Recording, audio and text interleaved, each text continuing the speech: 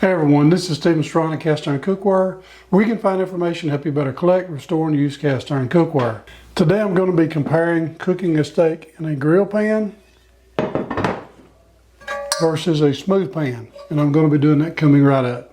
Before we get started, I just want to say thank you to everyone that's purchased my product, Easy Beezy Cast Iron Seasoning. The purchase of this product helps keep this channel going, and I just want to say thank you so very much. Now let's get on into our video.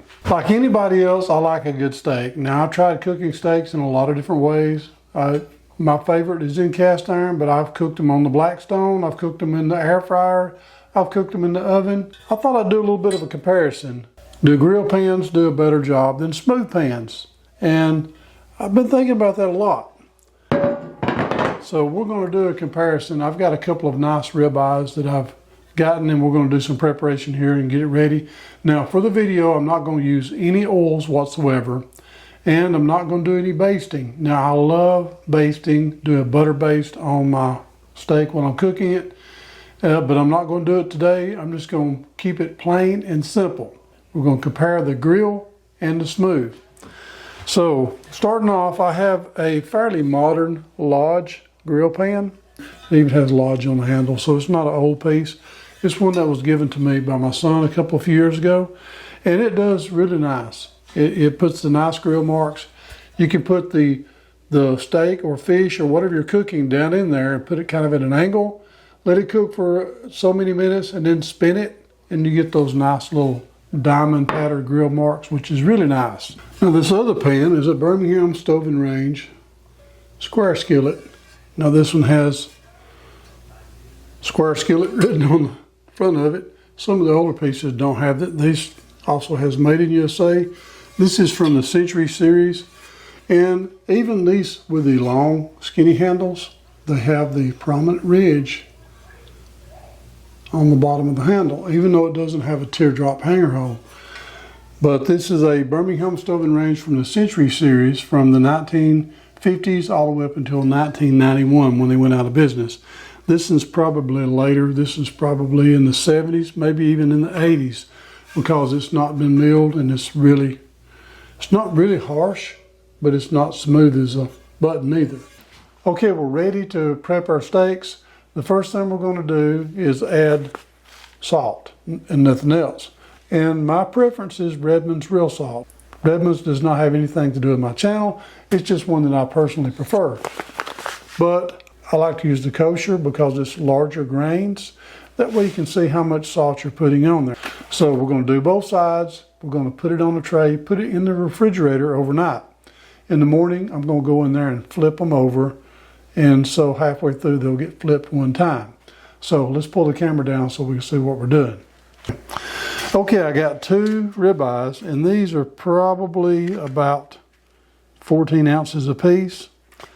And I tried to get 2 that were pretty much the same. They came together in the pack.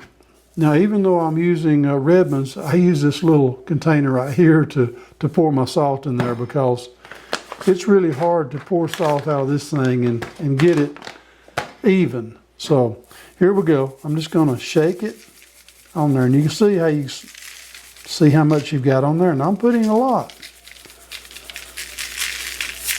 And what I'm going to do is kind of pat it so that when I turn it over, it don't all fall off.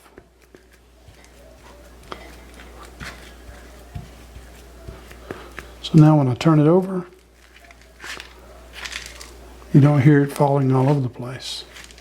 Now we're going to do this side.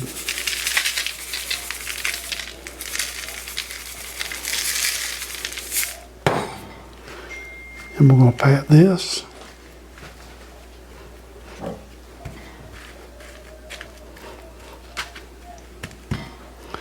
And this is what I'm going to do. Since I'm going to be putting it in the refrigerator overnight, I don't want it just sitting right on the plate. I want a little bit of airflow to kind of be able to go around it. So that way, if I don't want to turn it over, I don't really have to. And the plate will catch it from dripping. If it does any dripping, the plate will catch it. So they will pretty much both fit on here pretty good. And then I'm just going to cover it up with a paper plate. Okay, we have our steak on our plate and it's lifted off the plate so it can have some air, and we have the top covered with a paper plate. And we're going to put this in the refrigerator and we're going to leave it in there overnight. In the morning, I'm going to go in there and flip these over. But with it raised up on this little metal rack, it doesn't really matter. So if you forget, not a big deal, but I'm going to try to remember to do it. So flip this thing over in the morning, and then tomorrow we'll catch back up on our video and we will cook these steaks and do a comparison between the grill pan and the pan that doesn't have the grill. So we'll see you tomorrow. Now these things here look nice.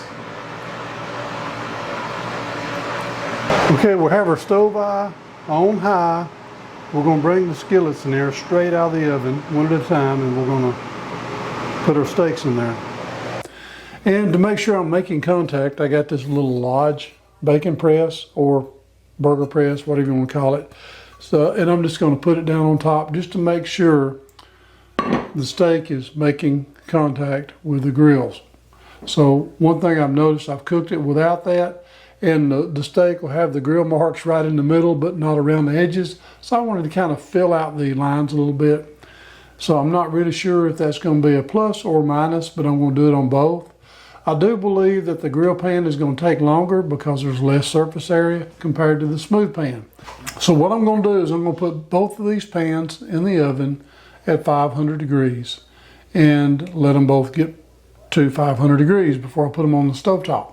I'm going to go ahead and cut my stove on wide open, so when I bring it out of the oven, I'll put it directly to the flame so we have constant heat, and it's going to be very hot. So use oven mitts, and not just that, you're going to make a lot of smoke. So make sure that you've got a good vent fan, and if you apply oil or any other things to kind of amplify your flavors, you're probably going to get more smoke as well. So remember, you're going to smoke the house up. So let's get started. Let's stick these in the ovens and we'll come out and start our steaks. I'm going to start off with the grill pan, and I'm telling you, it is hot. I'm not going to use any oil. I'm just going to put this thing on there, straight on there, and I'm going to put a press just to make sure our grill gets good contact. And we're going to go 2 minutes, and then we're going to spin it so we can kind of get those nice cross grills.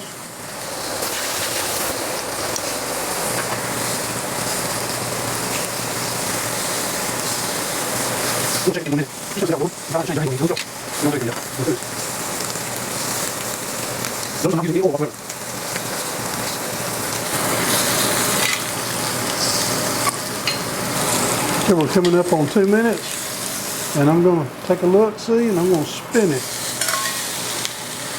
Put the weight back on.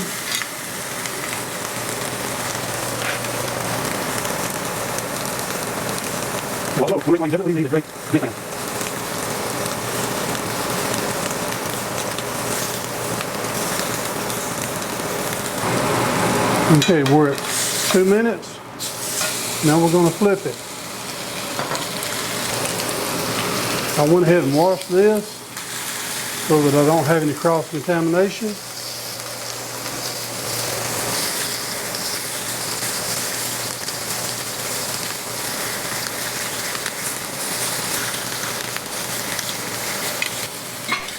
We're going to jump in here and take a quick temperature check. Still like a little bit.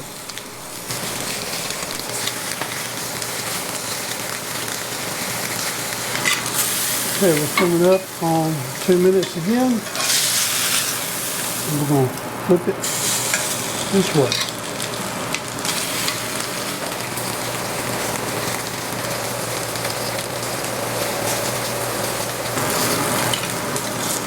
Okay, it's been 8 minutes. Check our temperature, 95.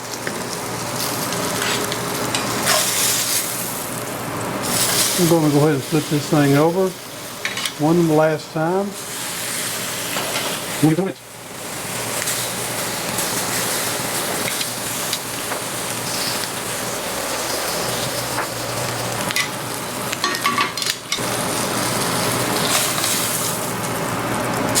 Beautiful.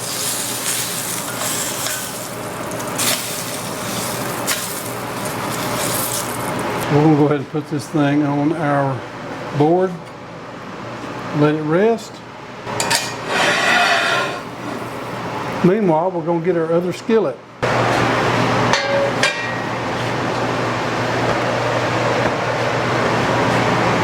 Now we're going to take this one and do the same thing.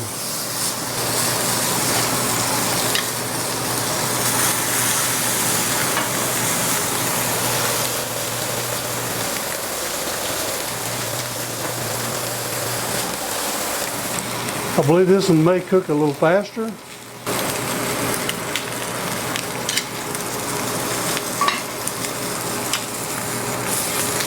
Take a quick look, see?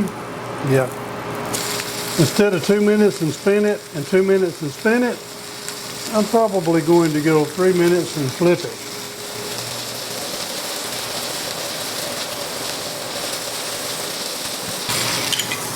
Okay, we're at 3 minutes.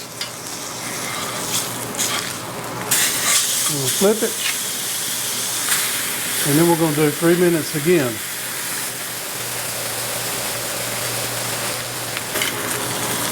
Let's just take a little bit of a temperature test. Much faster. Take a quick check. Yes.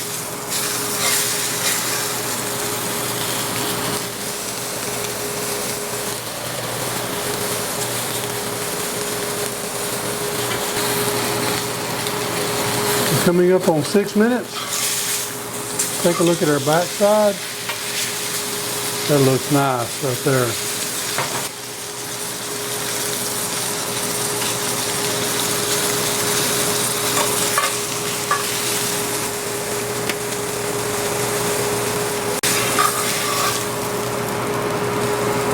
So we're going to take this thing off. And we're going to put it beside our other one. Now these things look nice. Now I like those marks. That's a pretty steak right there. This one not so pretty, but it cooked faster and I believe a little more even.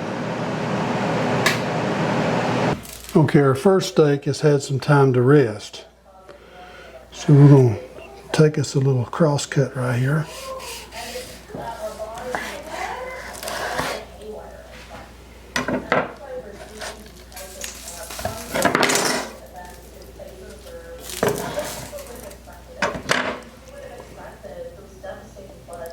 Beautiful.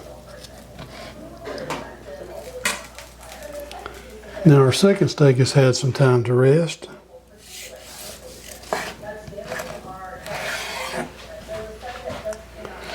Let's take a look here.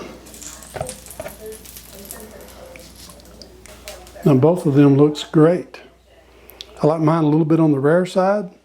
You can go a little longer depending on the thickness of the steak as well. A real test to determine if a steak is good or not is taste. So we're going to take a little bit of a cut of the grilled steak. Let's take a look at it. Oh man, that looks good. I'm just going to tear that in half and get one bite.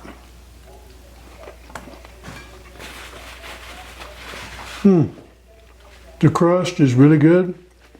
The places where the grill marks are there, they're a little more crusty. And it has a little more range, I suppose, of textures. So let's try the other one. Smaller piece right here, nicely crusted.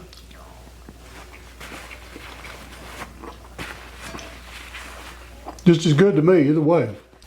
So I guess it really comes down to, do you want a steak that's pretty or do you just want a regular steak? What I found with the grill pan, it takes a little bit longer because you don't have as much surface area touching the pan at the same time. If we didn't use the press, it would probably take a little longer because the steak tends to curl up a little bit, but that's not an issue either. Just check your temperature and make sure you get it to the temperature that you like. Now the smooth pan is going to cook a lot faster because you got twice the surface being grilled, but you don't get those cool, pretty marks. Either way, it's a good steak, no matter how you look at it, It's just your particular preference. So I hope that you've enjoyed this video, and if you have, please don't forget to subscribe, hit the notification bell, and I promise I'll keep more coming. And I just want to say thank you again for watching Cast Iron Cookware. Before you go, I would like to share something with you really quickly. In Isaiah chapter 42, verse 5, it says, "Thus saith God the Lord, He that created the heavens, and stretcheth them out, He that spread forth the earth, and that which cometh out of it, He that giveth breath to the people upon it, and spirit to them that walk therein. I the Lord have called thee in righteousness, and will hold thine hand, and will keep thee, and give thee for a covenant of the people, for a light unto the Gentiles." I just want to say, share the word and be a blessing.